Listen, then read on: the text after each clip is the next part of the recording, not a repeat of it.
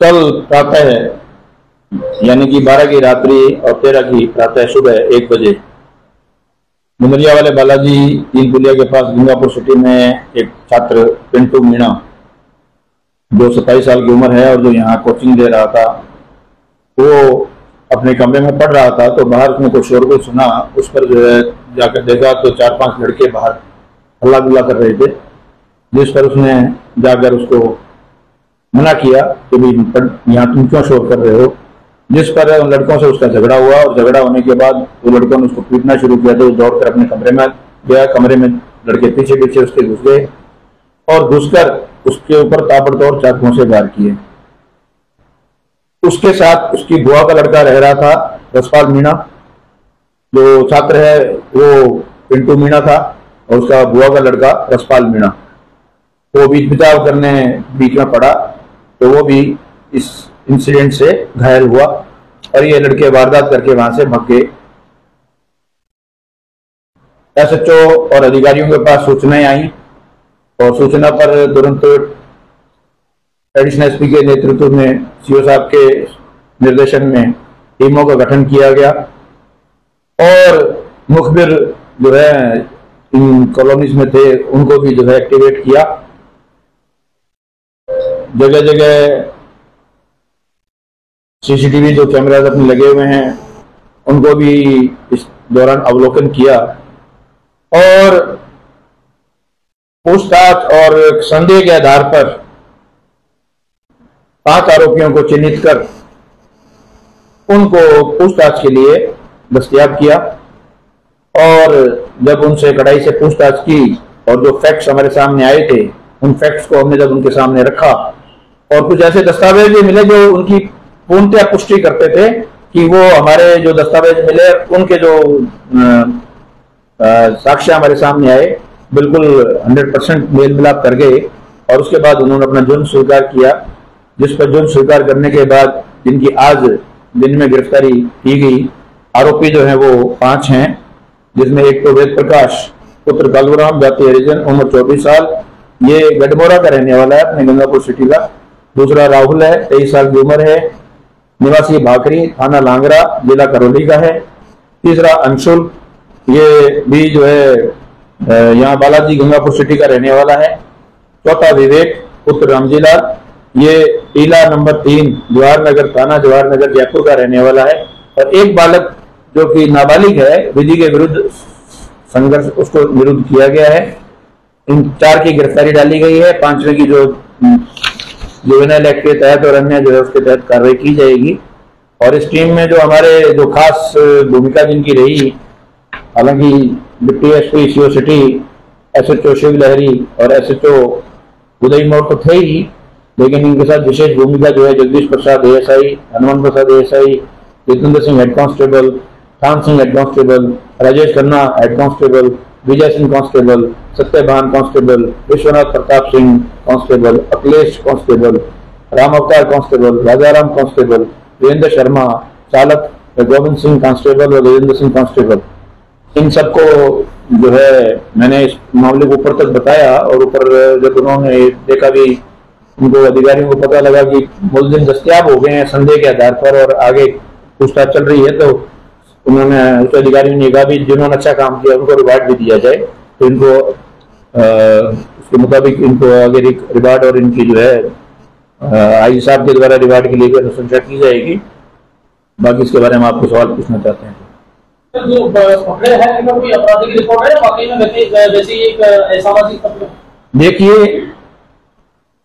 अभी आपराधिक रिकॉर्ड तो इनका खंगाल रहे हैं और जो उम्र के हिसाब से बहुत ज्यादा इनकी उम्र नहीं है, लेकिन कहीं ना कहीं रात के वक्त घूम रहे हैं, दारू पी के जा रहे हैं, तो कहीं ना कहीं इनका जो पीछे का आसपास के मोहल्लों से, इनके घर के पड़ोस से इनके बारे में, इनके चाल चलन के बारे में पता किया जाएगा और रिकॉर्ड भी हम देख रहे हैं।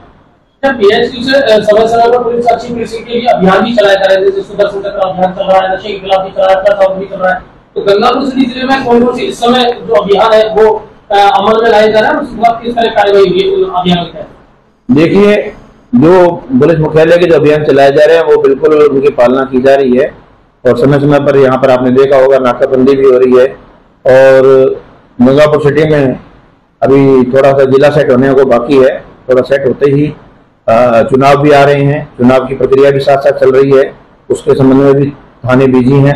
लेकिन जो गंगापुर सिटी के लिए, आसपास के इलाकों के लिए मुख्य है, यहाँ पर लड़के कोचिंग बहुत करते हैं, लेकिन उनका प्रॉपर आइडेंटिफिकेशन और प्रॉपर उनका जो है वेरिफिकेशन हो, और जहाँ कहाँ रह रहे हैं उनके जो जहाँ पीजी में रह रहे हैं उनके द्वारा उनका चिन्हीकरण और उनका सर्टिफिकेशन, और जो शहरों में होता है जैसे अमूमन किराए के किराएदार हैं उनका वेरिफिकेशन, और यदि कोई बच्चे बाहर नौकरी कर रहे हैं, बुजुर्ग अकेले रह रहे हैं तो उनका भी जो है चिन्हीकरण करके उनको संबल योजना के तहत उनको लिया जाएगा।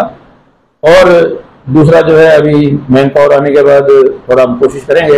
अभी पिछले दिनों नाकाबंदी में हमें जो है 40-45 किलो चांदी हमने जो है वैल्यूएबल आइटम में हमारे एसएचओ ने की थी, तो इस तरह बहुत अच्छी उपलब्धियां रही हैं, और हथियारों की भी जो है हम समय समय पर धरपकड़ कर रहे हैं।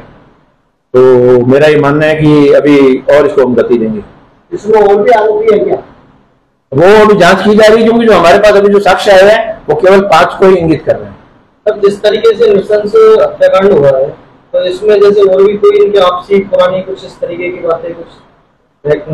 अब एक्चुअली में क्या है कि जो मृतक है वो तो क्या आपस में इनके कुछ थी या नहीं थी, वो तो अब सस्टेंड इंटरोगेशन में बात आ पाएगी। और एसएचओ को मैंने कहा है कि इसकी कोई भूमिका रही है तो उस भूमिका को भी वो देखेंगे।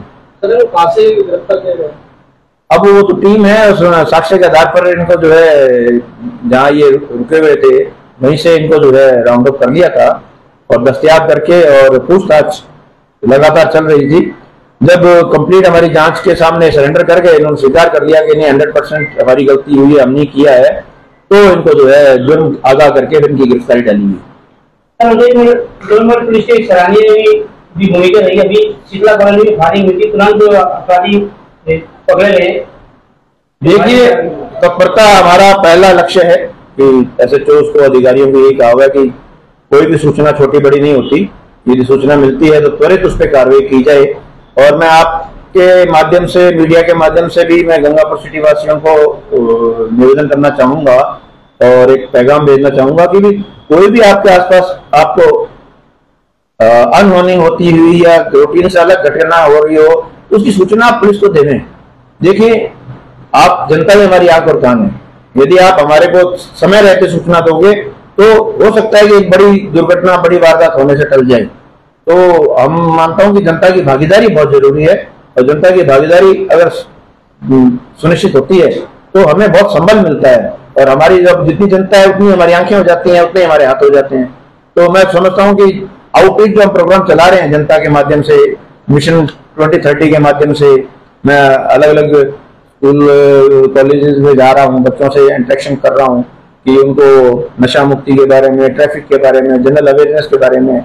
तो ये चीजें बहुत जरूरी हैं, जागरूक करना बहुत जरूरी है। और आपके माध्यम से एक सशक्त माध्यम है जिसके माध्यम से जनता और ज्यादा जागरूक हो सकती है और जनता का सहयोग हमें मिल सकता है। सर, बजीरपुर में भी जो फायरिंग हुई थी और एक अच्छा माहौल बना बाजार में, मार्केट में, जो उसको अपराधियों को जो निकाला गया था, तो मार्केट में एक माहौल बना उसका नहीं। हमारा ये मानना है कि जो अपराधी का एक खौफ किसी के मन में यदि है तो खौफ निकाला जाए कि अपराधी ऐसा कुछ नहीं है कि वो बहुत बड़ा दैत्यकार है, बहुत दैत्य है। उसको जब मौका दिखाने, जो मौका भी सर्टिफाई करना पड़ता है, तो मौका सर्टिफाई करने ले गए थे, तब लोगों ने देखा कि चाहिए हैं, और वो भी जो है अपनी गलती को मान रहा था, स्वीकार कर रहा था, माफी मांग रहा था। तो लोगों को ये लगना चाहिए, दिखना चाहिए कि जो अपराधी है ये कोई बहुत बड़ा मानव नहीं है, वो हम में से ही है, लेकिन कहीं ना कहीं वो दुस्साहस कर बैठता है। उसका दुस्साहस वो दोबारा ना करे, ऐसी हरकत दोबारा ना करे, ऐसे हमारे प्रयास रहते हैं।